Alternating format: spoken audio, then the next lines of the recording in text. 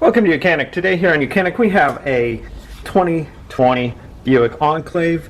Has a 3.6 liter V6 motor from GM in it, and we are going to go over how you replace your oxygen sensor. And we are doing oxygen sensor on bank 2 and the Upstream. So if your code would read bank 2, sensor 1 or B, and it could say bank 1 or 2, but it's going to be the Upstream sensor on bank 2 that we are going to replace, or show you how to replace on this V6 motor at this time.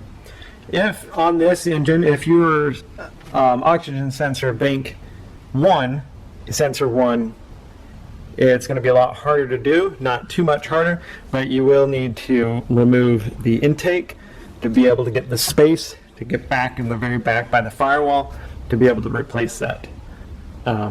And so you would need to just get a few different gaskets and whatnot if you need to replace that one, because it'll be up in the top and right down there next to the firewall, and be a lot easier to just go at it from the top, but you have to remove a few different components.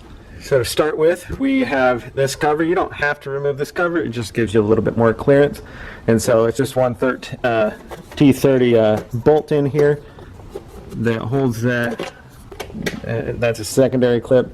Undo your oil cap, make sure everything's clean before you remove this, and then you'll be able to pop this off from the rubber grommets and set that aside. Okay, so we have an electrical connector up here up at the top, and then this is the O2 sensor that we're going for. This is fairly easy to do.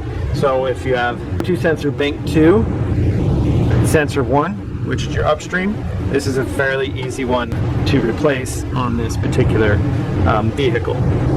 So to start with, we have removed that cover, find our tool that's been in hiding, and now there is a white clip here that we need to move back. It could be a different color, but we need to move the safety lock back and then be able to squeeze the connector to unlock it. My grip strength isn't enough, so I'm just going to take a pair of needle nose or pliers and just squeeze that, and now be able to pull that electric connector undone. So with that connector undone, now we can remove the sensor. Oxygen sensors can be quite a bit of a pain because of the thermal heat cycles. They get really corroded and stuck in there.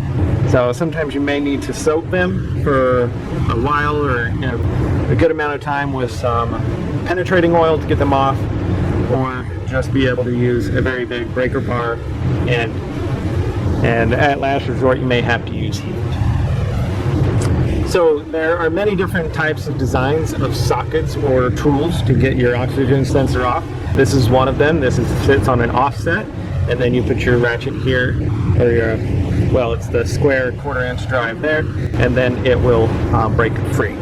Otherwise you have just a socket with this big old slit up the side, which does the same concept. It's so that the wire, when you're putting the new one on, has somewhere to go, and you don't, and so you can get it on.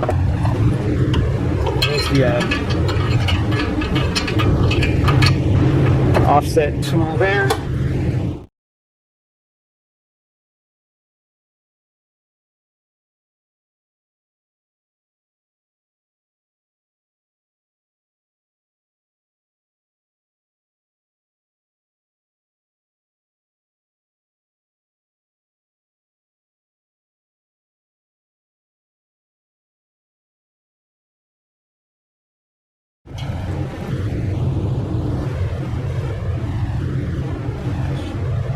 Alright, so we were able to get the old oxygen sensor out, and now we'll get the new one to be able to put back in there.